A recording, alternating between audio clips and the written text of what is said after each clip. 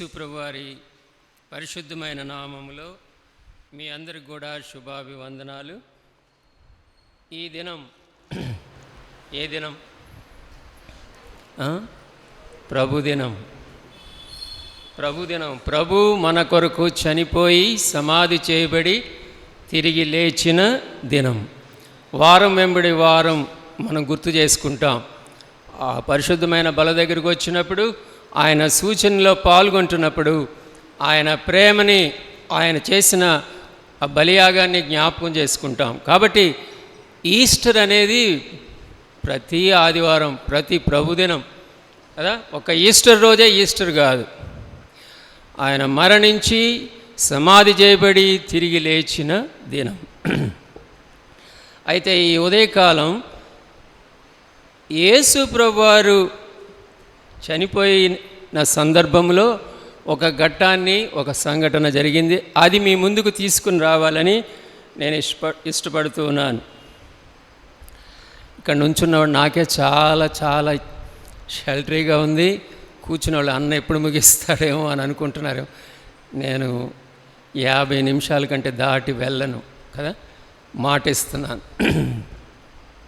మత్తయి సువార్త 27వ అధ్యాయం 57వ వచనం నుండి 60వ వచనం వరకు అందరం కలిసి చదువుకుందాం.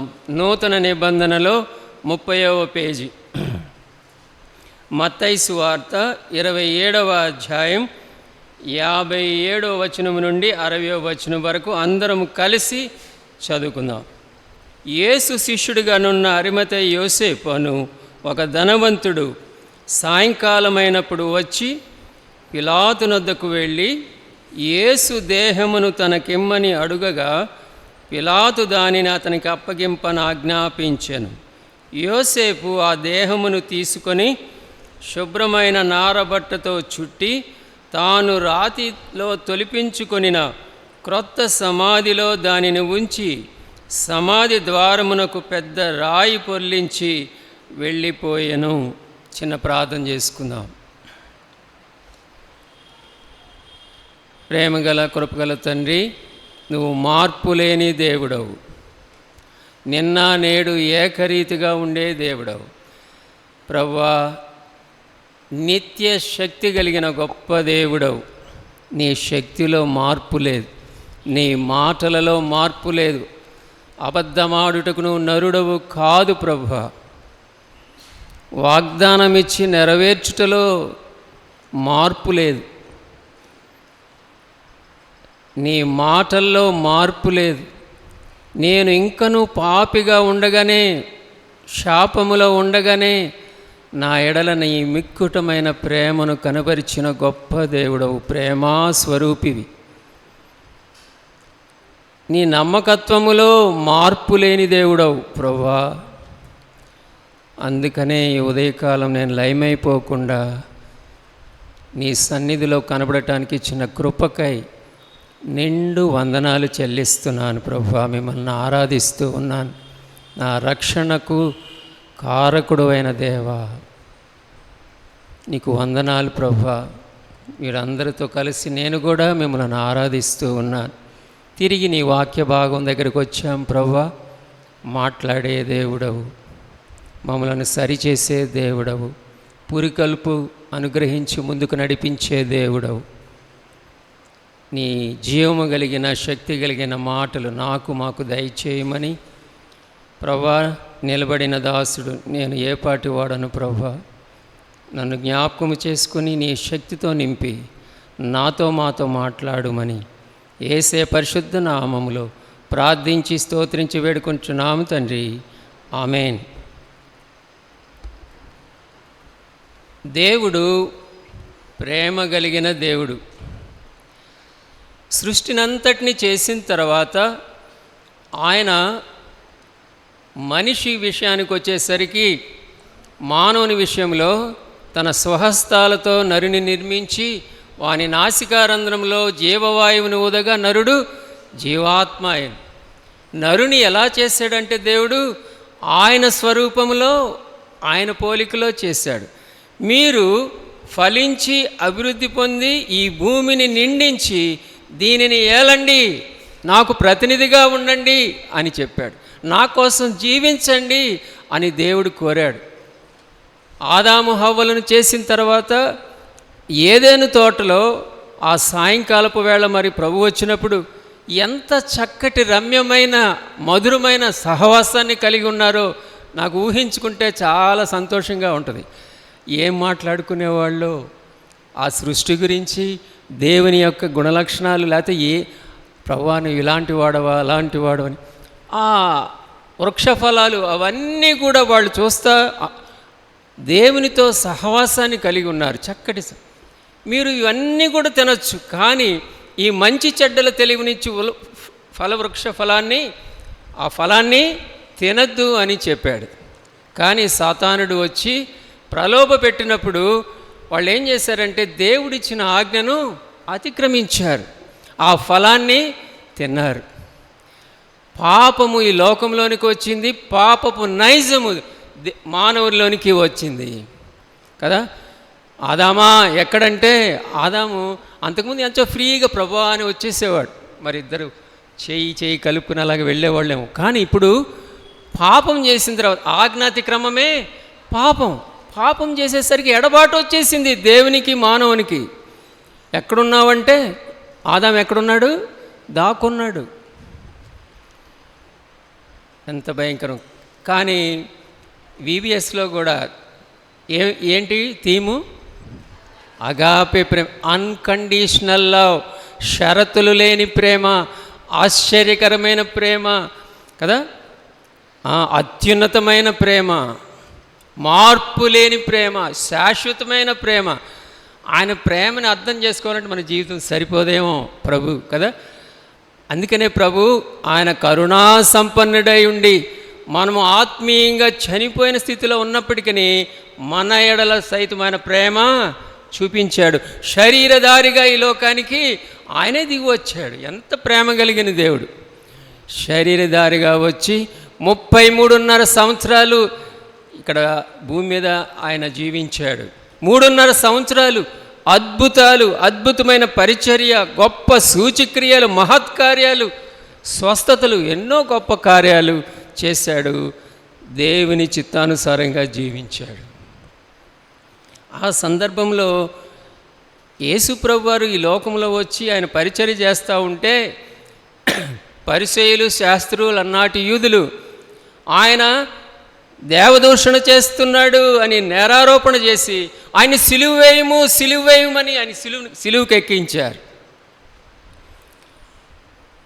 పిలాతు దగ్గర తీర్పిచ్చారు. ఇద్దరు నేరస్తులతో కలిసి యేసు ప్రభుని భయంకరమైన మరణానికి, సిలువ మరణానికి అప్పగించారు. సిలువలో వేలాడుతూ ఉన్నాడు. ఆ సంఘటన మీ ముందుకు తీసుకుని రావాలని నేను ఈ ఉదయకాలం ఆశపడుతూ ఉన్నాను. ఆయన దేహము భయంకరమైన కొరడాలతో, ఆ భయంకరమైన దెబ్బలు కొరడాలతో కొట్టారు, తల మీద ముండ్ల కిరీటం పెట్టారు, రక్తము కారుతూ ఉంది, దేహమంతా రక్తసిగ్ధమైపోయింది. అలాంటి పరిస్థితిలో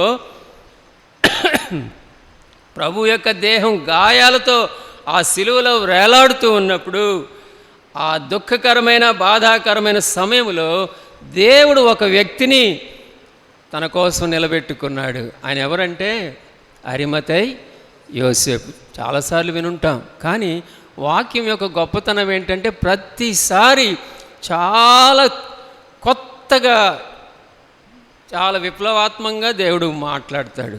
కాబట్టి 4 విషయాలు మీ ముందు ఉంచాలని ఆశపడుతున్నాను. అరిమతై యోసేపు గురించి 4 విషయాలు నేను క్లుప్తంగా చెప్పి నేను ముగిస్తాను. మనం చదివిన వాక్య భాగానికి వద్దాం. మత్తయి సువార్త 27వ అధ్యాయం 57వ వచనం నేను చదువుతున్నాను, గమనించండి. 57. యేసు శిష్యుడిగానున్న అరిమతై యోసేపు అను ఒక ధనవంతుడు సాయంకాలమైనప్పుడు వచ్చి, అరిమతై యోసేపు గురించి 4 సువార్తికులు వ్రాశారు. 4 సువార్తికులు, మత్తయి, మార్కు, లూకా, యోహాను భక్తుడు, 4 రాశారు. ఇక్కడ మొట్టమొదటి అంశంలో చూస్తే చూడండి, యోహాను స్వార్తలో యోహాను భక్తుడు ఏం రాస్తున్నాడో ఒకసారి చూద్దాం. యోహాను స్వార్త 19వ అధ్యాయము 38వ వచనం.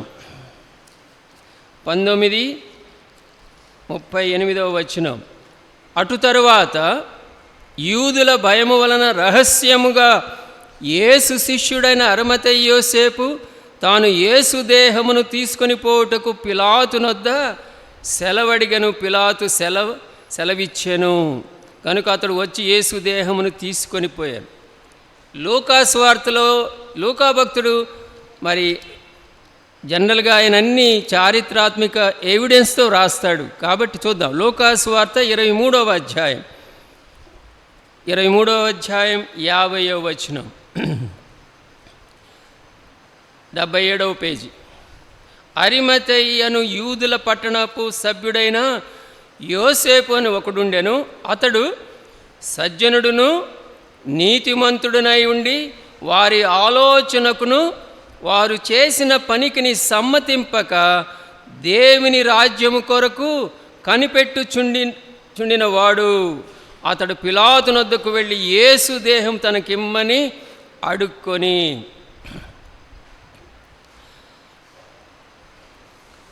ఎవరయ్యా అరిమతయి యోసేపు అంటే ధనవంతుడు, రైచియస్ మ్యాన్, అప్రైట్ మ్యాన్, నీతిమంతుడు, సజ్జనుడు, ఘనత వహించినవాడు, సెన్హెడ్రిన్ సభలో సభ్యుడు. మన భాషలో చెప్పాలంటే ఎమ్మెల్యే గారు అవ్వచ్చు, ఎంపీ అవ్వచ్చు, అధికారము, అంతస్తు, స్థాయి కలిగిన వాడు, సమాజంలో హోదా కలిగిన వాడు. ఆ సందర్భంలో చూస్తే శిష్యులు అందరూ కూడా వెళ్ళిపోయి దాక్కున్నారు. యేసు ప్రభు అని బయటకు వస్తే చంపేస్తారేమో, భయానకమైన పరిస్థితి. ఆ పరిస్థితిలో యేసు శిష్యుడిగానున్న అరిమతయి యోసేపు, నా మొట్టమొదటి అంశం ఏంటంటే అరిమతయి యోసేపు secret disciple of Jesus Christ. యేసు ప్రభువుని వెంబడించిన నిజమైన శిష్యుడు, యేసు ప్రభు కొరకు స్టాండ్ తీసుకున్నవాడు. పరిస్థితులు బాగాలేదు. ఆ సందర్భంలో ఆయన సిలువ వేశారు, చనిపోయాడు, ఆయన ఎవ్వరు పట్టించుకోవట్లేదు. ఆ సందర్భంలో అరిమతయి యోసేపు పిలాతునొద్దకు వచ్చి మాట్లాడుతూ ఉన్నాడు. నిజమైన శిష్యుడిగా ఉన్నాడు. మనం వారం వెంబడి వారం మందిరానికి వస్తున్నాం, నిజమే, ఆరాధిస్తున్నాం, పాటలు పాడుతున్నాం, బలలో కూడా చేయి వేస్తున్నాం. నిజంగా శిష్యులుగా ఉంటున్నామా? అరిమతయి యోసేపు నిజంగా శిష్యుడిగా ఉన్నాడు. ఒక మాట ఉంది అక్కడ, వారి ఆలోచనకు సమ్మతింపక. ఎన్నిసార్లు ఒకవేళ మనం కొంచెం హయ్యర్ పొజిషన్లో ఉంటే, జిల్లా అధికారిగా ఉంటే, ఏమైనా అనుకుంటారేమో, వాళ్ళు ఏమైనా అనుకుంటారేమో, వీళ్ళు ఏమైనా అనుకుంటారేమో, అమ్మో సీఎం గారు ఏమైనా అనుకుంటారేమో, వాళ్ళు ఏమైనా అనుకుంటారేమో అని నిజంగా క్రిస్టియన్ అన్నప్పుడు ఒక్కోసారి భయపడతారు.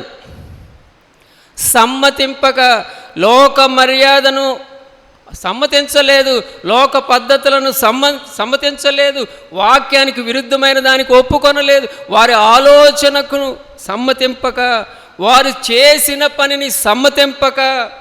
నిజమైన శిష్యుడు సమ్మతించడు, రాజీ పడడు, కాంప్రమైజ్ కాడు. మనం చాలా త్వరగా కాంప్రమైజ్ అయిపోయే నేచర్ మంది. ప్రియ సహోదరుడా, సమ్మతించక దేవుని రాజ్యము కొరకు కనిపెట్టుచుండినవాడు అరిమతయి యోసేపు.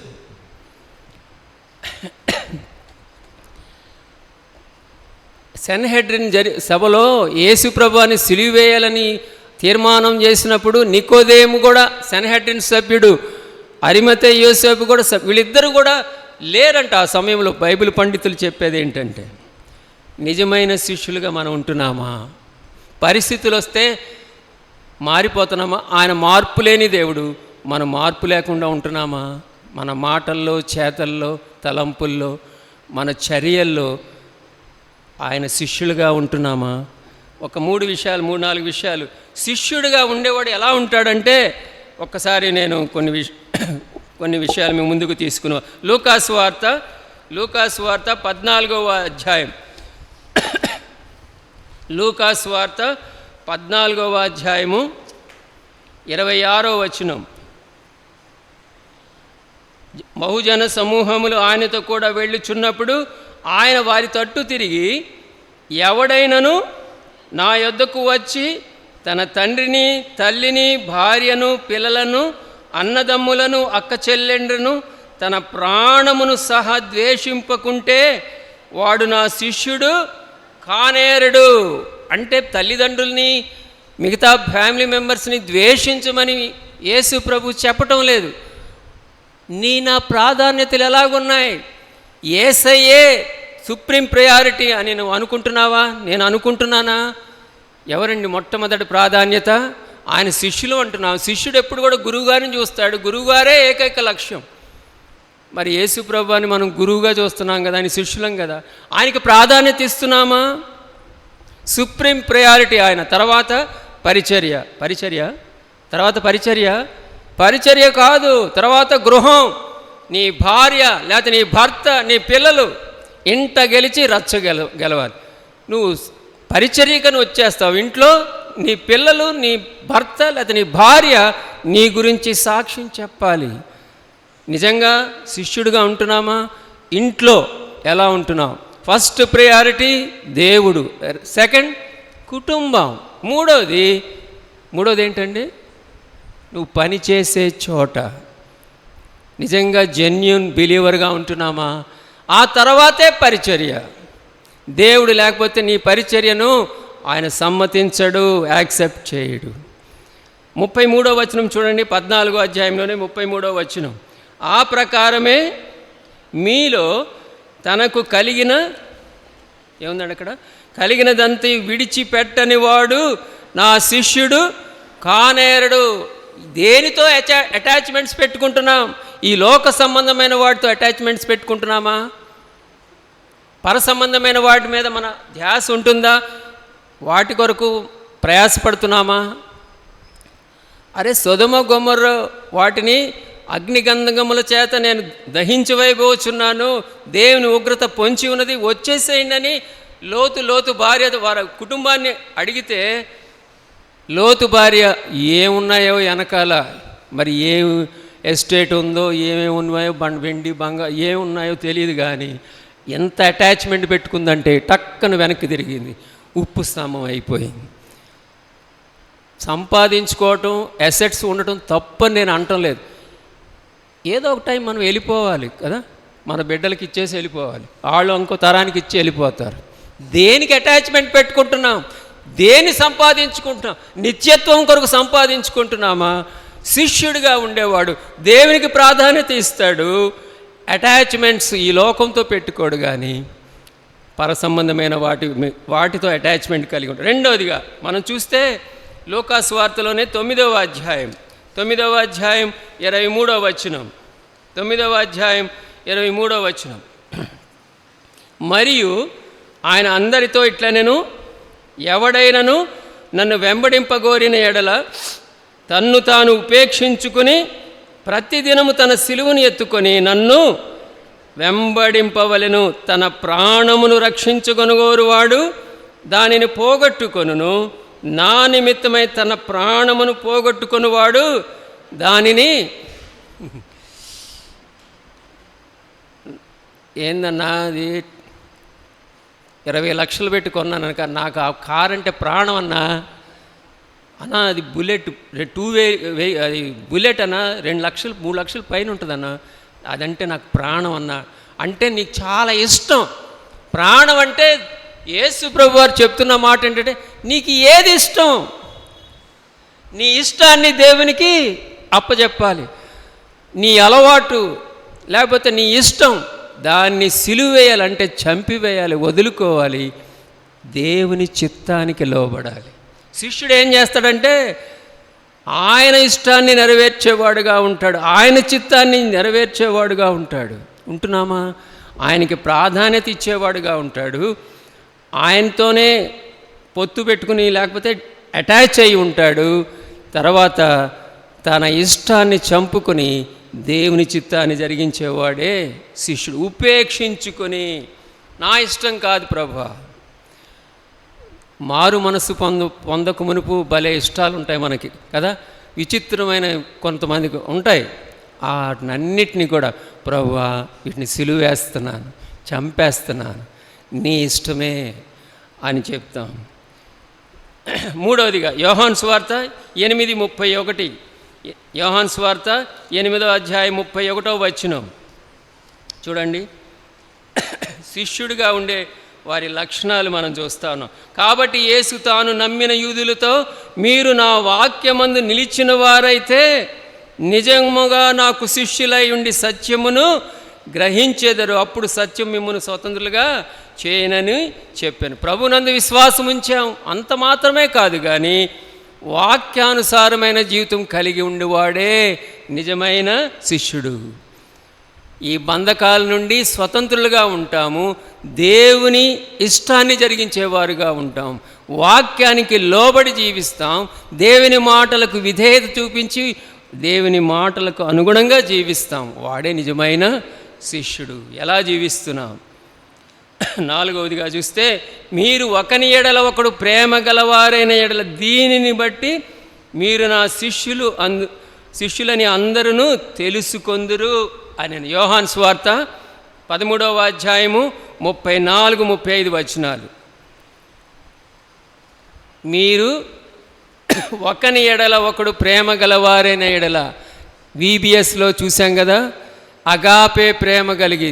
దేవుడు మనల్ని ఏ ప్రేమతో చూశాడంటే, మనము పాపులమై ఉండగా, శత్రువులమై ఉండగా, బలహీనులమై ఉండగా చూశాడు.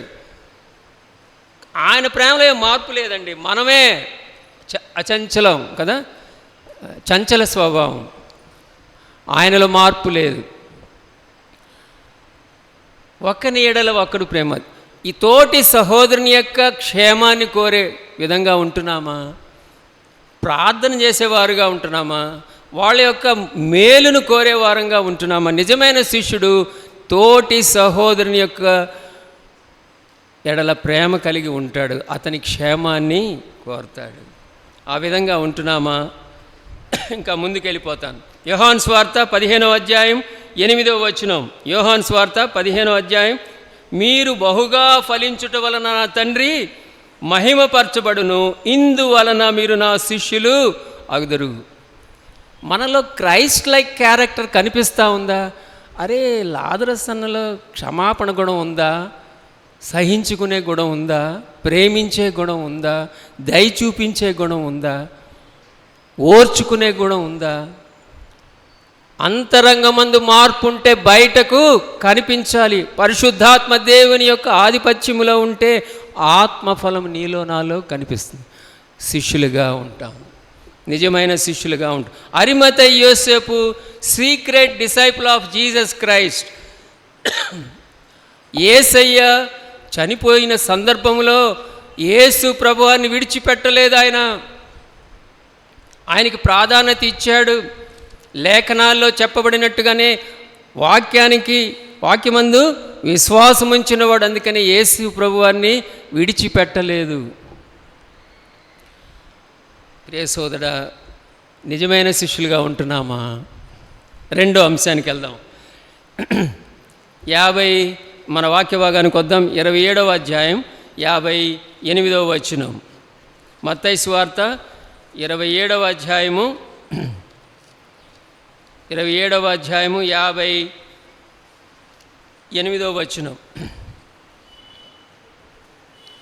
పిలాతు నొద్దకు వెళ్ళి యేసు దేహమును తనకిమ్మని అడుగగా పిలాతు దానిని అతనికి అప్పగింప ఆజ్ఞాపించెను.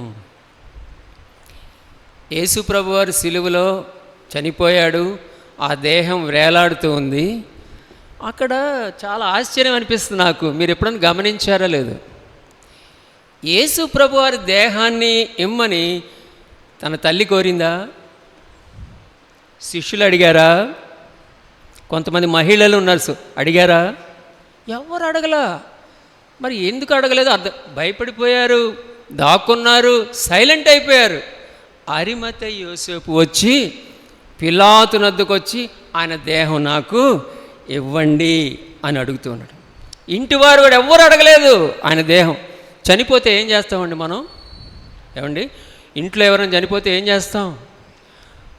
వెంటనే అదేంటారు దాన్ని, ఫ్రీజర్ బాక్స్ తీసుకొచ్చి కదా అక్కడ తెచ్చి అసలు ఎప్పుడు చూపినటువంటి ప్రేమ. అప్పుడు దాకా తిట్టుకున్న కొడుకులు కూతుళ్ళందరూ కూడా బోర్ని ఏడుస్తూ భలే ప్రేమను చూపిస్తారు కదా. చనిపోయింది అప్పుడు, చనిపోకముందు ఏం అంత చేయరు, తిట్టుకుంటారు, కొట్టుకుంటారు, అన్నీ చేస్తారు. కానీ చనిపోయిన తర్వాత అబ్బా ఎప్పుడు లేని దుఃఖం వచ్చేస్తుంది. ఎందుకంటే బతికున్నప్పుడు చూపించవచ్చు కదా ప్రేమ ఆప్యాయత. తల్లిదండ్రులుగా ఎంత కోరుకుంటారో, బతికున్నప్పుడు వాళ్ళ విలువ తెలియదండి అసలు మనకి. నా బాధ వేస్తుంది ఎప్పుడు కూడా, అరే పేరెంట్స్ని తగిన రీతిగా చూసుకున్నామా. ఒక విషయం చెప్తాను ఇక్కడ, మీకు తల్లిదండ్రులు ఉన్నారు, పెద్దోళ్ళు ఉన్నారు ఇంట్లో, దయచేసి వాళ్ళని బాగా చూసుకోండి, బాగా చూసుకోండి. వాళ్ళు లేనప్పుడు కాదు, వాళ్ళు ఉన్నప్పుడు పట్టించుకోండి. అరే నీకు జన్మిచ్చారు, కష్టపడి పెంచి పోషించారు, మిమ్మల్ని పెద్ద చేశారు, పెళ్ళిళ్ళు చేశారు, పట్టించుకోరా? తిట్టుకుంటారా? కూర్చోవాయ్, కూర్చోమ్మా అంటారా? వద్దు. నేను విశ్వాసుల గురించి మాట్లాడుతున్నాను, మామూలు వాళ్ళ గురించి కాదు. అరిమతయి యోసేపు ఎందుకంటే ఆయనకి అంత ప్రయాస ఎందుకు ఆయన పట్టింది? పిలాతు వద్దకు వచ్చి ఆ దేహాన్ని నాకివ్వరా అని అడుగుతున్నాడు. శిష్యులు అడగల, తల్లి అడగల, సొంతోళ్ళు అడగల, ఎవరు అడగల. అరిమతయి యోసేపు యొక్క కన్సర్న్ చూడండి, మనం చూస్తాం. యేసు ప్రభు దేహాన్ని నాకు ఇవ్వండి అని అడుగుతా ఉన్నాడు. ధనవంతుడు, ఘనత వహించిన వాడు, స్టేటస్ ఉన్నవాడు, అధికారం హోదా కలిగిన వాడు, ఆ సమయంలో బయటికి రావాల్సిన పరిస్థితి కాదు. అయినా కానీ పిలాతుల దగ్గర వచ్చి అడుగుతూ ఉన్నాడు. నేను ఇందాక నుంచి చెప్తా ఉన్నాను కదా, ఎమ్మెల్యే కానీ ఎంపీ లాంటి వాడు కదా, మరి ఆయన దగ్గర సర్వెంట్స్ ఉండరా, పనోళ్ళు ఉండరా, బాడీ గార్డ్స్ అందరూ ఉంటారు. అయ్యా వెళ్ళి ఒకసారి నేను పిలాతు గారికి చెప్పానులే, ఫోన్ చేశానులే, అయ్యా ఆ బాడీని తీసుకురండి అని చెప్పచ్చుగా. చేయలా. ఎవరు వెళ్ళారు? ఆయనే స్వయంగా వెళ్ళి అడుగుతూ ఉన్నాడు. ఎంత కన్సర్న్ చూడండి. అంటే యేసు ప్రభునందు నిజమైన విశ్వాసము కలిగిన వాడు, ఆయన శిష్యుడు. అందుకనే ఇక్కడ 2 అంశాలు చెప్పి నేను ముందుకెళ్తాను. మొట్టమొదటి అంశం ఏంటంటే మార్క్స్ వార్త 15వ అధ్యాయము 43వ వచనం. మార్క్స్ వార్త 15వ అధ్యాయము 43వ వచనం.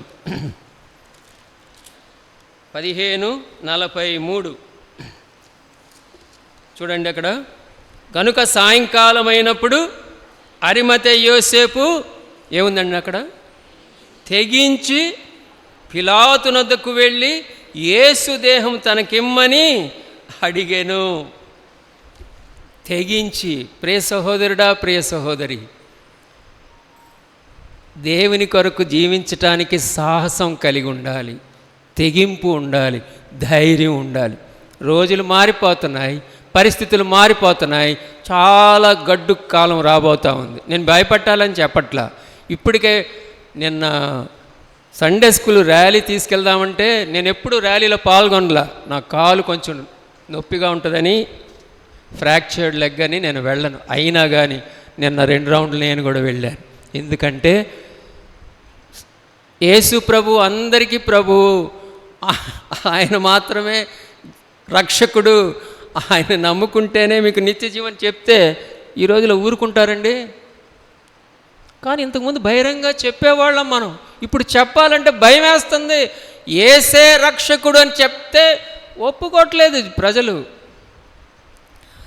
అరిమతయి యోసేపు ధైర్యం చేసి తెగించి పిలాతుని దగ్గరికి వెళ్ళి, అయ్యగారు జీసస్ క్రైస్ట్ బాడీ నాకు ఇవ్వండి, నేను తీసుకెళ్తాను అని తెగించి, బైబిల్లో తెగించి దేవుని బిడ్డలు భలే సాహసించి చేసిన వాళ్ళు ఉన్నారు. ఒక విషయం చెప్తా మీకు. ఫిలిస్తీన్ల పక్షంగా పెద్ద మైటీ మ్యాన్, గ్రేట్ మ్యాన్, చాలా ఆజానుబాహుడు వచ్చి నుంచున్నాడు. ఇశ్రాయేల్ పక్షంగా ఎవరైనా రండి చూసుకుందాం, యుద్ధానికి వచ్చాడు. ఎవ్వరు ముందుకు రాలా ఇశ్రాయేల్ పక్షంగా. ఒక చిన్న బాలుడు వచ్చాడు. వస్తే ఎవరండి ఆయన? ఎవరు? దావీద్. ఇంత లేటా? సండే స్కూల్ VBS దంచి కొడుతున్నారు కదండి. 400 మంది వచ్చారు, బ్రహ్మాండంగా చెప్తున్నారు, 60 మంది టీచర్స్ ఉన్నారు. దావీదు వస్తే ఎవడా ఇతను అని చెప్పి చూస్తూ ఉన్నారు. అన్ని ఆయుధాలు ధరించుకుని వచ్చి నుంచున్నాడు. ఆజానుబాహుడు, చాలా పొడగరి. అప్పుడు జీవం గల దేవుని నామములో వస్తూ ఉన్నాను అని చెప్తున్నాడు అక్కడ. సౌలు రాజు దగ్గరికి వచ్చి నేను వెళ్తాను రాజుగారు అని చెప్తే సరే ఏం వద్దన్నాడు. వడిసెల 5 రాళ్ళు తీసుకుని వచ్చి మనకు తెలుసు అది వడిసెల తిప్పి తిప్పి కొడితే ఎక్కడ తగిలింది? నుదుటి మీద తగిలితే బోర్లా పడిపోయాడు అంతే. అతని ఖడ్గమే తీసుకుని చంపేశాడు.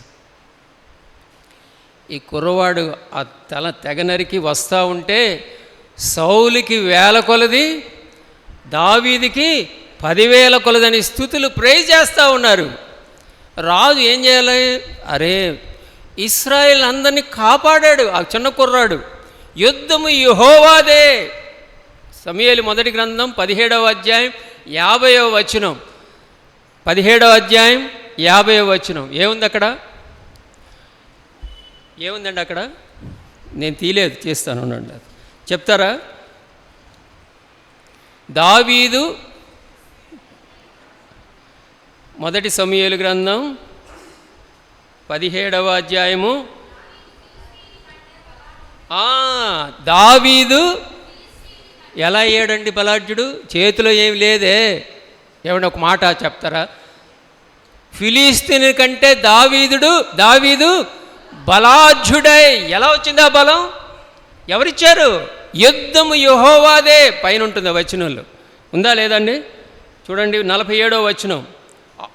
అప్పుడు యెహోవా కత్తి చేతను ఈటి చేతను రక్షించువాడు కాడని ఈ దండువారందరూ తెలుసుకొందరు. యుద్ధము యెహోవాదే, ఆయన మిమ్మును మా చేతికి అప్పగించునని చెప్పాను. 50వ వచనం.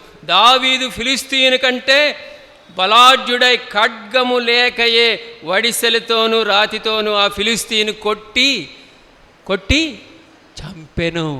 దేవుడు కార్యాలు చేస్తే అర్థం కాదు మనకి. The battle belongs to the lord. యుద్ధము యెహోవాదే. మన పక్షంగా ఎవరు యుద్ధం చేస్తారు, కార్యం జరిగిస్తారు? ఆయనే. అప్పుడు ఏం జరిగిందంటే విషపు చూపు వచ్చేసింది. ఎవరికి? సౌలుకి, దావీదు మీద. ఎక్కడ రాజు అయిపోతాడో అని, ఎక్కడ దొరికితే అక్కడ చంపేయాలని చూస్తున్నాడు. కానీ సౌలు రాజు కుమారుడు ఎవరంటే యోనాతాను, దావీదు మంచి స్నేహితులు. వాళ్ళిద్దరికీ యాటిట్యూడు మరి దృక్పథాలన్నీ కలిశాయి. అప్పుడు యోనాతాను ఒక మాట అంటాడు చూడండి. 19వ అధ్యాయము 5వ వచనం. మొదటి సమూయేలు గ్రంథం 19వ అధ్యాయము 5వ వచనం.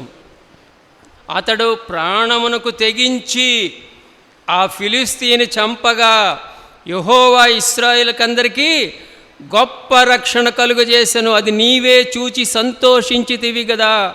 నిష్కారణముగా దావీదును చంపి నిరపరాధి యొక్క ప్రాణము తీసి నువ్వెందుకు పాపము చేదువని మనవి చేయగా సౌలు యోనాతాను చెప్పిన మాట ఆలకించి యెహోవా జీవముతోడు అతనికి మరణశిక్ష విధింపనని యోనాతాను చెప్తాను. ఎందుకు డాడీ, మనకెంతగా సేవ్ చేశాడే నేషన్ని, దేశాన్ని, అతన్ని చంపాలని చూస్తావేంటి? నో, ఇట్స్ రాంగ్, తప్పు. తెగించి దావీదు ఏం చేశాడండి? తెగించి అరే అన్ని పెట్టుకుని వచ్చాడు. ఆయన ముందు బచ్చాలు అంటే చిన్నోడు, కుర్రోడు. అయితే ఈ జీవం గల దేవుని నామములో వెళ్ళి చంపేశాడంత. రోమీలు రాసిన పత్రిక 16వ అధ్యాయం 4వ వచనం చూడండి. రోమీలు రాసిన పత్రిక 16వ అధ్యాయము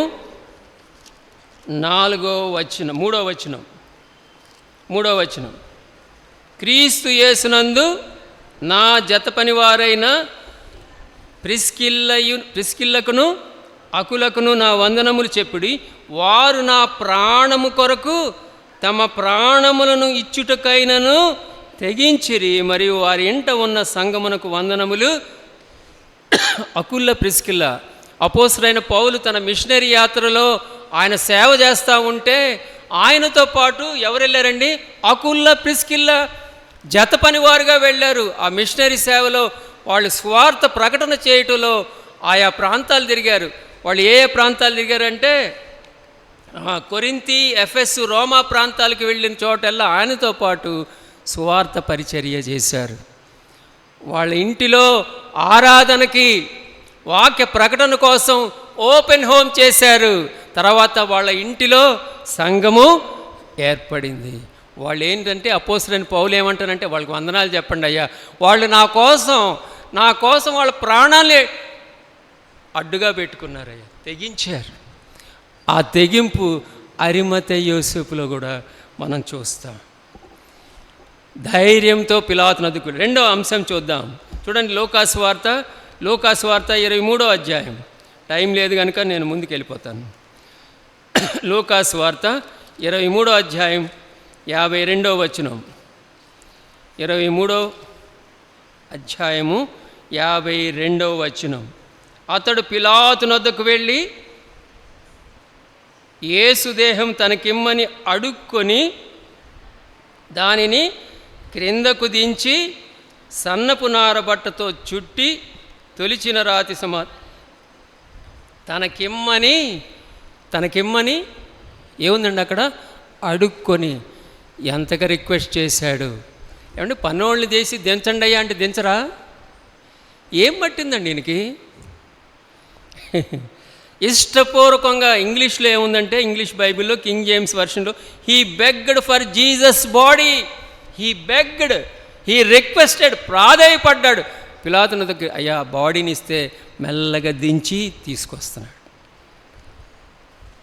ఈ దేహాన్ని ఇష్టపూర్వకంగా ఎప్పుడు కోరాడంటే, ఎవ్వరు కోరనప్పుడు అప్పుడు కోరాడు. యేసుక్రీస్తు వారి దేహం మౌనంగా ఉంది, రక్తసిగ్ధమైపోయింది, చలనం లేదు. ఒకప్పుడు ఈ దేహంతో ఎన్నో గొప్ప కార్యాలు జరిగాయి, అద్భుత కార్యాలు జరిగాయి. వస్త్రపు చెంగు పట్టుకుంటే స్వస్థత చేకూర్చబడింది. కానీ ఇప్పుడు ఆ దేహం అది మౌనంగా ఉంది. అరిమతయి యోసేపు ధైర్యంగా వెళ్ళి తెగించి అడుగుతూ ఉన్నాడు. ఇష్టపూర్వకంగా రిక్వెస్ట్ చేసి తీసుకొని వస్తూ ఉన్నాడు. అరిమతయి యోసేపు శిష్యుడిగా ఉన్నాడు. ధైర్యము సాహసించి ఆ దేహాన్ని ఇమ్మని అడుగుతూ ఉన్నాడు. మూడో అంశం నేను టైం చూసుకుంటున్నాను. వాతావరణం బాగాలేదు కనుక త్వరగానే ముగించాలి. 59వ వచనం మన వాక్య భాగానికి వద్దాం. మత్తయి సువార్త 27వ అధ్యాయం 59వ వచనం. యోసేపు ఆ దేహమును తీసుకొని శుభ్రమైన నారబట్టతో చుట్టి దాని రాతిలో తొలపించుకొని కొత్త సమాధిలో దానిని ఉంచి సమాధి ద్వారమునకు పెద్ద రాయి పొల్లించి వెళ్ళిపోయెను. తన సర్వెంట్స్ని పిలిపించి ఆ బాడీని తీసుకుని రమ్మొచ్చుగా, మోపించవచ్చు, అయ్యా మోసుకుని రండి అని చెప్పచ్చు. కానీ ఆయనే వెళ్ళి ఆ దేహాన్ని మోసుకొని తీసుకుని వచ్చు. ఎంత ప్రేమ, ఎంత మర్యాద, ఎంత భక్తి యేసు ప్రభువారి పట్ల. జనరల్గా ఏం చేస్తారంటే, ఆ దినాల్లో నేరస్తులను మామూలు వాళ్ళని ఏం చేస్తారంటే సిలువ మరణానికి అప్పగిస్తారు. సిలువ మరణం క్రిమినల్స్కి వేస్తారు, నేరస్తులకు వేస్తారు. ఇక్కడ ఆ ఇద్దరు నేరస్తులతో పాటు ఈయన సిలువ వేస్తారు. ఆ నేరస్తులు సర్వసాధారణంగా కేటాయించబడి ఇరుకైన సాధారణమైన సమాధిలో పెడతారు. కానీ యేసు ప్రభువారి దేహాన్ని ఒక ధనవంతుని సమాధిలో పెట్టారు. ఎవరి సమాధిలో? అరిమతయి యోసేపుకు 2 సమాధులు లేవు, ఒకటే సమాధి. అది తొలిపించుకుని కొత్త సమాధి. దాన్ని ఎవరి కోసం ఇచ్చేశాడు? ఆయన ప్రభు కోసం ఇచ్చేశాడు. ధనవంతుని సమాధిలో లేఖనముల ప్రకారము యేసు ప్రభువారు చనిపోయాడు. లేఖనముల ప్రకారము ఆయన సమాధి చేయబడ్డాడు. లేఖనముల ప్రకారం తిరిగి లేచాడు ఆయన సజీవుడుగా, పునరుద్ధానుడుగా. అందుకనే లేఖనముల యొక్క నెరవేర్పు కూడా మనం ఇక్కడ చూస్తాం. యెషయా గ్రంథం 53వ అధ్యాయం 9వ వచనం. యెషయా గ్రంథం 53వ అధ్యాయం 9వ వచనం. అతడు మరణమైనప్పుడు భక్తిహీనులతో అతనికి సమాధి నియమింపబడెను. అనగా ధనవంతుని యొద్ద, అనగా సమాధిలో అతడు ఉంచబడెను. లేఖముల ప్రకారం జరిగింది కదా. నేరస్తులతో ఆయన సమాధి చేయబడ్డాడు, భక్తిహీనులతో అని ఉంది అక్కడ. యోసేపు నికోదేములు వాళ్ళు తీసుకొని వచ్చిన సుగంధ ద్రవ్యములు మొత్తం ఎంత తెలుసా? బోళముతో కలిపి అగరు, రమారమి 150 సేర్ల ఎత్తు, చాలా కాస్ట్లీ. అదంతా తీసుకుని వచ్చారు. అంటే యేసు ప్రభు వారి పట్ల వాళ్ళకున్న ఆ గౌరవం, ఆ మర్యాద, ఆ భక్తి, ఆ విశ్వాసం వాళ్ళు విడిచిపెట్టలేదు. బోళం అంటే ఇది ఒక సుగంధ ద్రవ్యం.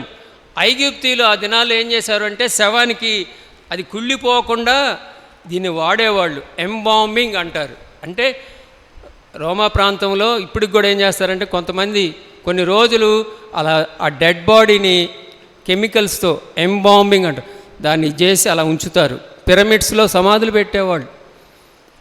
సో ఆ దినాల్లో ఏంటంటే అగరు అంటే సుగంధభరితమైన గంధపు చెక్క పొడి. ఆ శవం అంతా కుళ్ళిపోకుండా దాన్ని చల్లేవాళ్ళు. ఇప్పుడు కూడా మనం డెడ్ బాడీ చుట్టూ ఏం చేస్తాం? అత్తరు, ఇవన్నీ సుగంధ ఏంటంటే కుళ్ళు వాసన రాకుండా, చెడిపోకుండా. యోసేపు ఏం చేశాడంటే, ఇక్కడ మీరు గమనించారా లేదో, భలే ఆశ్చర్యంగా ఉంటుంది. హెబ్రీ క్యాలెండర్ ప్రకారము నీసాను మాసం మొదటి వారంలో మంచి శుక్రవారం వస్తుంది. హీబ్రూ క్యాలెండర్ ప్రకారముగా నీసాను మాసం మొదటి వారంలో మంచి శుక్రవారం వస్తుంది. పస్కా పండుగ ఆచరిస్తారు వాళ్ళు. పస్కా పండుగ 7-8 దినాలు అయిన తర్వాత 3వ రోజు ఈస్టర్ వస్తుంది. అంటే ప్రభు తిరిగి లేచిన దినం. ఇక్కడ వీళ్ళు ఏం చేస్తున్నారంటే చూడండి ఒకసారి,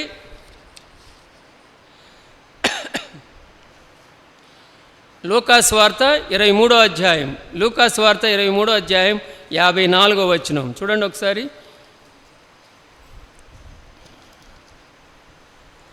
లూకాసు వార్త 23:50. ఆ దినము సిద్ధపరచు దినము, విశ్రాంతి దినారంభము కావచ్చెను.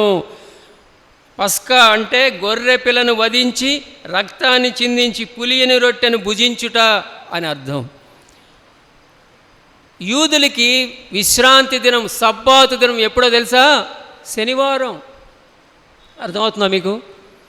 అందుకని సిద్ధపరచు దినం అంటే వాళ్ళ లెక్క ప్రకారం గురువారం సూర్యాస్త సమయం నుండి శుక్రవారం సూర్యాస్త సమయం వరకు అది సిద్ధపరచు దినం. అందుకనే అరిమతె యోసేపు యేసు ప్రభువారి దేహానికి చేయాల్సినవన్నీ చేసేస్తూ ఉన్నాడు, సిద్ధపరుస్తూ ఉన్నాడు సమాధి కొరకు. విశ్రాంతి దినాన్న వాళ్ళు ఏది చేయరు, డెడ్ బాడీని ముట్టుకోరు వాళ్ళు. అది పాపంతో మైలైపోతారు వాళ్ళు. అది వాళ్ళ ఆచారం, వాళ్ళ పద్ధతి. ఒక విధంగా చూస్తే ఇక్కడ యోసేపు వధించబడిన గొర్రె పిల్లను ముందుగానే చూస్తూ ఉన్నాడు. అక్కడ చూశాడు ఆయన. లోక పాపమును మోసికొనిపో దేవుని గొర్రె పిల్ల, వధించబడిన దేవుని గొర్రె పిల్ల, పస్కా, ఈయనే నిజమైన పస్కా అని చూచాడు. యేసు ప్రభువారిని ఆ విధంగా ఆయన ఎన్కౌంటర్ చేశాడు అని పండితులు అంటారు. ఈ వధించబడిన గొర్రె పిల్లకు ఆయన కార్చిన రక్తాన్ని బట్టి మానవాళికి రక్షణ అనేది ఈ పస్కా తెలియజేస్తూ ఉంది. ఆ పస్కాయే యేసు ప్రభు. అరిమతె యోసేపు అందరూ వెళ్ళిపోయారు కానీ విడిచిపెట్టలేదు. ఆయనకి శిష్యుడిగా ఉన్నాడు, ధైర్యం వహించి ఆయన కొరకు నిలబడ్డాడు. ఆయన ఎడల చేయవలసిన పనులన్నీ ఆ సిద్ధపరచు దినం, విశ్రాంతి దినము రాకముందే అన్నీ చేసేస్తూ ఉన్నాడు. యేసుక్రీస్తు వారి మరణ భూస్థాపనలో ఆయన ఏదైతే చేయాలనుకున్నాడో అన్నీ చేసేసాడు. మనం యేసు ప్రభు వారికి కొరకు చేయాల్సినవి చేస్తున్నామా అని ఏం కోరుతా ఉన్నాడు? మనం ఎలాగున్నాం? మీరు ఈ లోకానికి ఉప్పై ఉన్నారు, ఈ లోకానికి వెలుగై ఉన్నారు అన్నాడు. అలాగుంటున్నామా? ఉప్పు ఏం చేస్తుందండి? పచ్చళ్ళలో ఉప్పు వేస్తారు. ఎందుకు వేస్తారండి?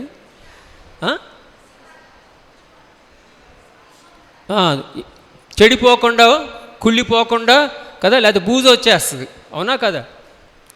ఉప్పు దేనికి సాదృశ్యం అంటే పాపాన్ని నివారించటానికి మనం ఉప్పులాగా ఉండాలి. ఉప్పుని ఏం చేస్తారంటే కొన్ని చెట్లుకి వేస్తారు, బాగా పండుతుందని, సారవంతంగా ఉండటానికి కదా.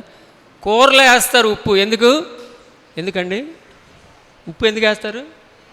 రుచి, టేస్ట్ కోసం కదా. ఎందుకు అంత సంకోచిస్తున్నారు? ఉప్పు దేనికి వాడతారు? రుచి కోసం. ఉప్పు కూరలో ఏంగానే కనిపిస్తుందా? కనిపించదు కదా. పని చేసేవాడు ఎప్పుడు కూడా పైన దాన్ని షో చేయడు, చేస్తాడు కానీ కనిపించాడు. పనిచేసేవాళ్ళు ఉప్పులాగా ఉండాలని దేవుడు వెలుగు, ఈ లోకానికి వెలుగుగా ఉండాలి అని మనల్ని కోరుతాను. మన జీవితాల ద్వారా సత్యాన్ని అనగా యేసయ్యను ఈ లోకానికి చూపించాలని దేవుడు కోరుతున్నాడు. వాక్య ప్రమాణాలని, వాక్యపు విలువలను ఈ లోకానికి చూపించాలని దేవుడు కోరుతున్నాడు. సాక్ష్య జీవితాన్ని కలిగి ఉండాలని దేవుడు కోరుతా ఉన్నాడు. నాకు ఇంకా 10 నిమిషాల టైం ఉంది. 4వ అంశానికి వద్దాం. చూడండి ఒకసారి 27వ అధ్యాయము మత్తయి సువార్త 60వ వచనం. తాను రాతిలో తొలిపించుకొనిన క్రొత్త సమాధిలో దానిని ఉంచి సమాధి ద్వారమునకు పెద్ద రాయి పొర్లించి వెళ్ళిపోయెను.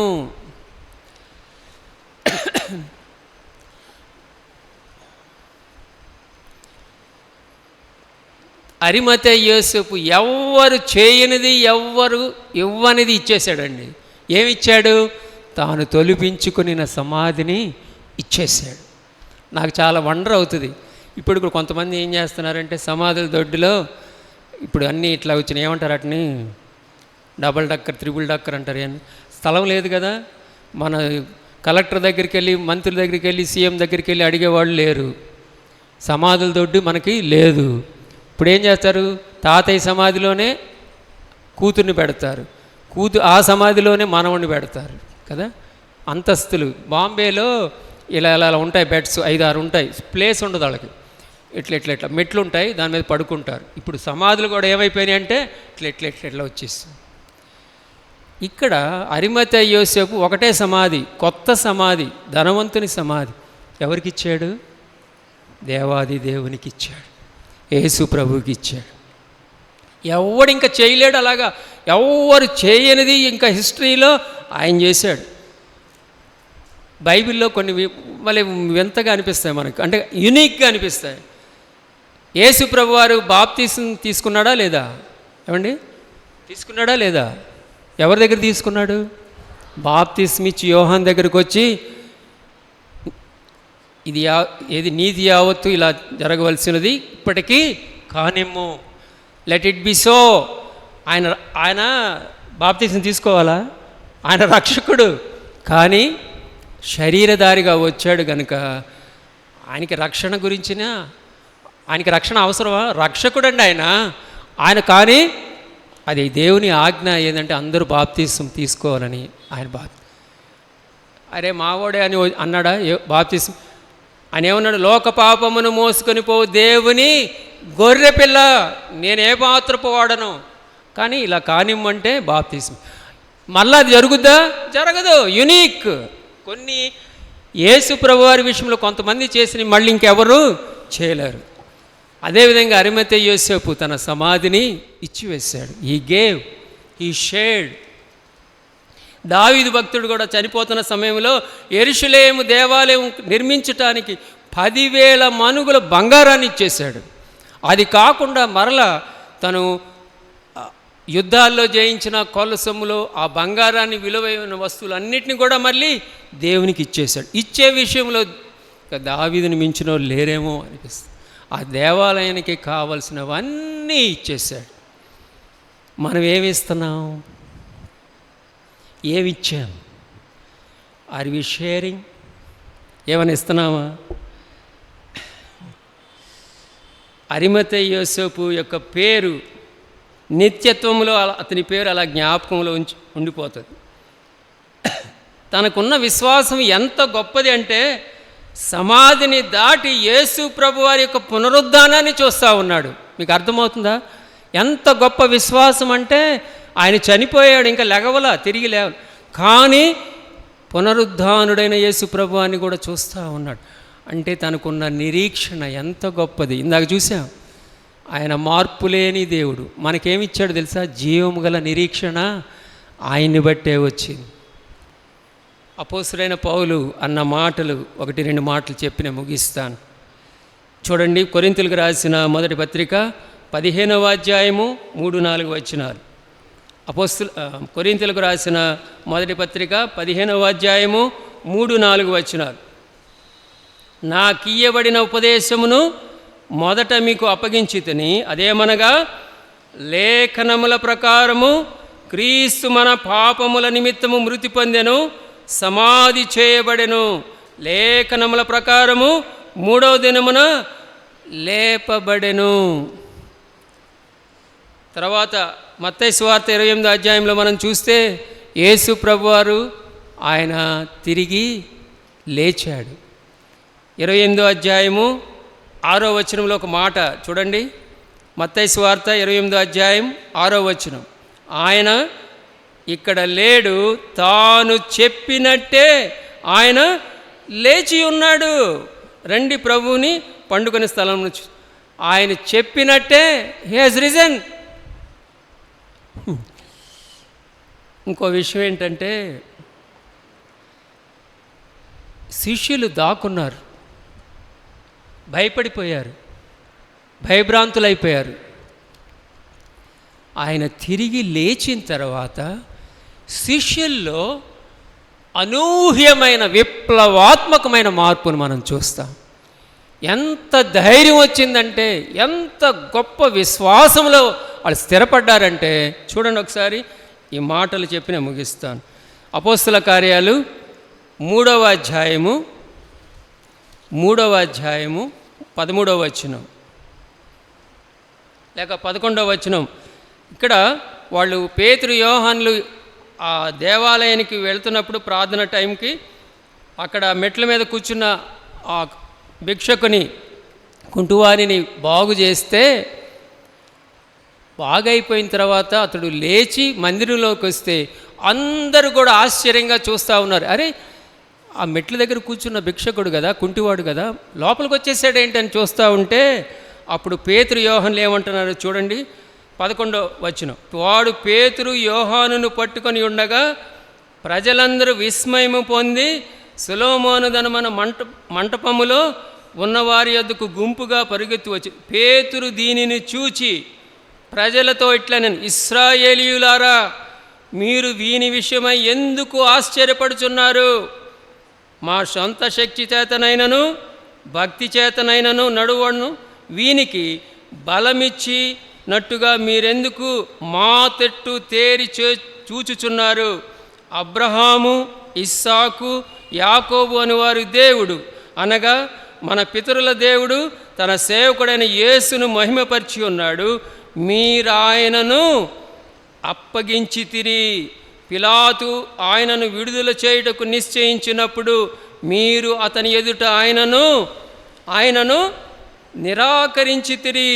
మీరు పరిశుద్ధుడును నీతిమంతుడునైన వానిని నిరాకరించి నరహంతకుడైన మనుషుని మీకు అనుగ్రహింపుమని అడిగితిరి. మీరు జీవాధిపతిని చంపితిరి గాని దేవుడు ఆయనను మృతులలో నుండి లేపెను, అందుకు మేము సాక్షులము. We are witnesses. మీరు చంపేశారయ్యా. ఈ ధైర్యం ఎక్కడి నుండి వచ్చింది? ఈ తెగింపు ఎక్కడి నుండి వచ్చింది?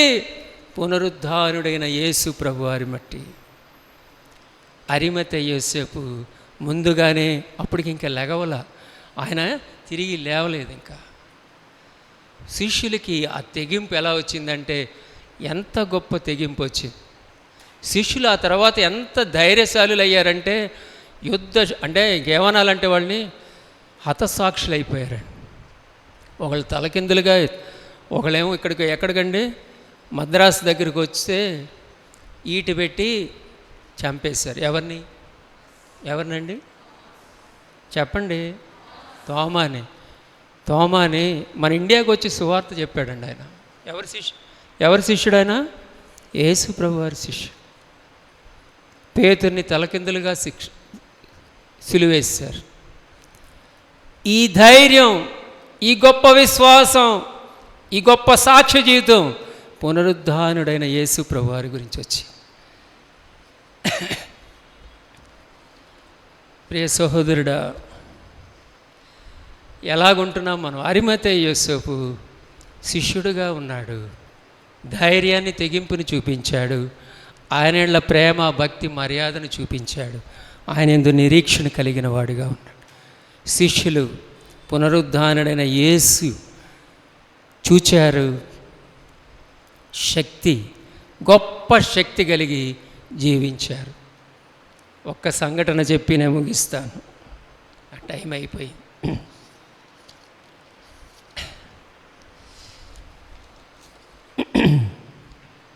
1800 అంటే 19వ శతకములో మేఘాలయ ప్రాంతంలో, నార్త్ ఈస్ట్ ఇండియా, ఈశాన్య రాష్ట్ర ప్రాంతంలో, అంటే ఇప్పుడు అస్సాం, ఆ దినాల్లో అక్కడ నాగా జాతికి చెందిన వాళ్ళు ఉండేవాళ్ళు. వాళ్ళని ఏమంటారంటే గారో తెగకు చెందిన తండా వాళ్ళు. వాళ్ళ పని ఏంటంటే వేటాడి జంతువుల్ని చంపుకొని తినటం. వాళ్ళ దగ్గరికి అమెరికన్ బ్యాప్టిస్ట్ మిషనరీగా ఒక ఆయన వచ్చి మిషనరీ సేవకుడు సువార్తను అందించాడు. అయ్యా, యేసయ్య ప్రేమని తెలుసుకోండి, ఆయన నీ కోసం నా కోసం సిలువలో చనిపోయాడు, ఆయన నమ్ముకోండి, ఆయనే మార్గం, ఆయన యందు విశ్వాసం ఉంచితే నువ్వు నిత్య జీవం కలిగి ఉంటావు, నరకాగ్ని నుండి తప్పించబడతావు అని చెప్పినప్పుడు ఆ గారో తెగకి చెందిన తండా వాళ్ళు, దాంట్లో నాక్సింగ్ అని ఆ తెగకు చెందిన అతను యేసు ప్రభువుని సొంత రక్షకునిగా అంగీకరించాడు. అతనికి భార్య, 2 కుమారులు ఉన్నారు, 2 బిడ్డలు. ఆయన ఎప్పుడైతే విశ్వాసం ఉంచి అయ్యాడో ఆమె భార్య, ఆయన బిడ్డలు కూడా ప్రభువుని నమ్ముకున్నారు. ఆ తండా అంతా కూడా అలజడి వచ్చేసింది. ఆ తండా లేకపోతే ఆ గ్రామం నాయకుడు, చీఫ్కి ఈ వార్త వచ్చేసింది. ఎవరో యేసయ్య అంటున్నారు, వాళ్ళు యేసు ప్రభు అంటున్నారు, ప్రార్థన చేస్తున్నారు, ఆరాధన చేస్తున్నారు అని చెప్పేసరికి కోపం వచ్చేసింది. వాళ్ళకి దేవుడు ఇవన్నీ లేవు, కొండజాతి వాళ్ళు, తండాలు. వెంటనే వాళ్ళు సమ్మన్ చేశారు, ఊరు వాళ్ళందరూ వచ్చారు. ఆ రచ్చబండ దగ్గర లేకపోతే ఆ చెట్టు కింద కూర్చున్నారు. ఆ గ్రామ పెద్ద అంటున్నాడు, పిలిచారు, నార్కో సింగ్, ఏంటి నువ్వు, ఏంటి ఏదో మాట్లాడుతున్నావు, యేసు ప్రభు అంటున్నావు ఏంటి? అవును, యేసు ప్రభుని నమ్ముకున్నాను, ఆయన రక్షకు. ఆ మాట ఎత్తితే నేను చంపేస్తాం, నువ్వు మాట ఎత్తటానికి వీల్లేదు అని చెప్తే ఆయన ఏం చేయాలి? తెగించాలా? దేవుని కొరకు నిలబడాలా? ఏమన్నాడో తెలుసా?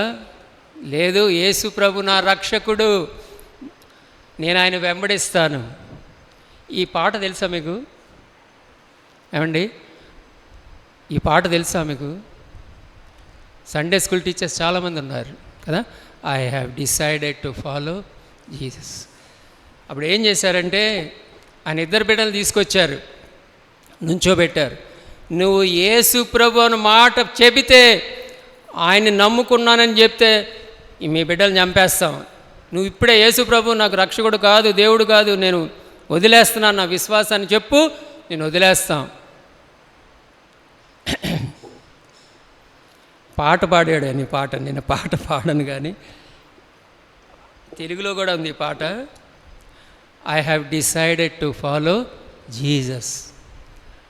యేసుని నేను వెంబడించేదను, యేసుని నేను వెంబడించేదను, యేసుని నేను వెంబడించేదను, యేసుని నేను వెంబడించేదను, వెనుతిరుగను వెనుతిరుగను వెనుతిరుగను వెనుతిరుగను. ఆ 2 బిడ్డల్ని చంపేశారు. యేసు ప్రభుని నమ్ముకోకుండా వదిలేస్తావా? మళ్ళీ ఏమన్నాడంటే, నా వెనుక లోకం, నా ముందు సిలువ, నా వెనుక లోకం, నా ముందు సిలువ, నా వెనుక లోకం, నా ముందు సిలువ, వెనుతిరుగను వెనుతిరుగను. ఏం చేశారు తెలుసా? వాళ్ళ ఆవిడ్ని కూడా చంపేశారు. యేసు ప్రభుని నమ్ముకుంటావా? ఆయన వెంబడిస్తావా?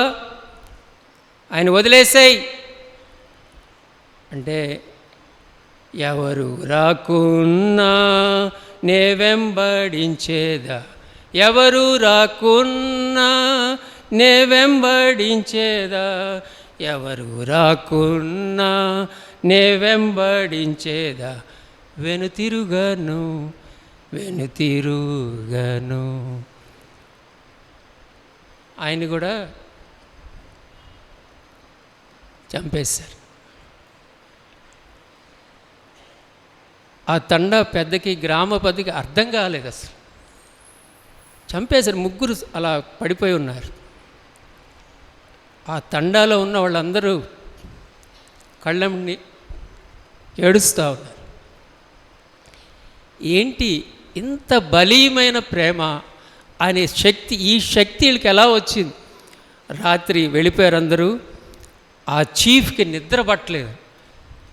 అరే ఏంటి, యేసయ్య అంట ఎవరో, ఆయన కోసం వీళ్ళు చనిపోయారే, ఎంత ధైర్యంగా వాళ్ళ ప్రాణాలు అర్పించారే అని చెప్పి 2 రోజులు అయిపోయింది, 3 రోజులు అయిపోయిన తర్వాత అసలు ఎవరు ఈయన, ఇంత బలీయమైన శక్తి, ఇంత ప్రేమ కలిగింది, ఇంత ప్రేమ ఇంత శక్తి ఉన్నదా అని యేసు ప్రభువారి గురించి తెలుసుకోవటం ప్రారంభించాడు. తెలుసుకున్న తర్వాత కన్నీరు మున్నదై ఏడ్చాడు. తర్వాత తను యేసు ప్రభుని సొంత రక్షకునిగా అంగీకరించాడు. తండా అంతా కూడా విశ్వాసులైపోయారు. ఈ మాటల్ని సాధు సుందర్ సింగ్ గారు తీసుకుని పాట రాస్తే అస్సామీ లాంగ్వేజ్లో దీనికి రాగం కట్టారు. ఈ పాట నేను మెడిటేట్ చేస్తూ ఉంటే నాకు చాలా దుఃఖం వచ్చి, వాళ్ళకి ఏం పట్టిందండి? యేసు ప్రభు శిష్యుడిగా ఉండాలంటే తెగింపు ఉండాల. నాక్సింగ్కి ఏం పట్టింది? మీరు నమ్ముతారో లేదో, మిజోరాం క్రిస్టియన్ కంట్రీ అయిపోయింది. ఆ ప్రాంతాలన్నీ కూడా క్రైస్తవ రాష్ట్రాలుగా మారిపోయినాయి. ఎంత తెగింపు, ఎంత దేవుని కొరకు నిలబడ్డారు, ఏం విశ్వాసం. మనం ఏం చేస్తున్నాం? ఒక్కసారి ఆలోచన చేసుకుందాం. తలలు వంచండి, ప్రార్థన చేసుకుందాం. నిజంగా అరిమతయి యోసేపు గురించి ఎక్కువగా ఆలోచించాం, కానీ సీక్రెట్ డిసైపుల్ ఆఫ్ క్రైస్ట్ నాక్సింగ్ నమ్మకంగా వెంబడించాడు. తన ప్రాణాలకు తెగించి తను, తన బిడ్డలు, తన భార్య దేవుని కోసం చనిపోయారు. ఏం చేస్తున్నాం? ఏమి ఇస్తున్నాం? సాక్షులుగా జీవిస్తున్నామా? ప్రేమ నమ్మకము కలిగిన మా ప్రియ పరలోకపు తండ్రి, ఎన్నోసార్లు ఎన్నో మాటలు చెప్తున్నాం, కానీ నీ కొరకు నిజమైన శిష్యులముగా, సాక్షులంగా జీవించలేకపోతున్నాం. నన్ను క్షమించండి ప్రభువా, మమ్మల్ని క్షమించండి ప్రభువా. అరిమతయి యోసేపు నిజమే ప్రభువా, హోదాలో, అంతస్తులో, అధికారంలో ఉన్నాడు, కానీ తగ్గించుకున్నాడు ప్రభువా. నీ ఎడలకు నిజమైన విశ్వాసాన్ని కనపరిచాడు. శిష్యుడిగా ఉన్నాడు. ధైర్య సాహసాలు తెగించి ఇష్టపూర్వకంగా మీకు చేయవలసిన పనులన్నీ చేశాడు ప్రభువా. మేము కూడా నీ బిడ్డలమే, నీకు శిష్యులు అని చెప్పుకుంటున్నాం. నాక్సింగ్ ప్రభువా తన ప్రాణాల్ని బలిగా ఇచ్చేశాడు ప్రభువా. మా తండ్రి, భయంకరమైన దినాల్లో ఉంటున్నాం. మేము, మా కుటుంబాలు, మా సంఘం, మా సహవాసం నీ కొరకు సాక్షులుగా జీవించటానికి, నిజమైన శిష్యులుగా ఉండటానికి ప్రభువా, నిన్ను చూపించేవారుగా ఉండటానికి కృప చూపించుమని యేసయ్య పరిశుద్ధ నామములో ప్రార్థించి స్తుతించి వేడుకొంచున్నాము తండ్రి. ఆమేన్. అలాగే ప్రార్థనలో ఉండండి.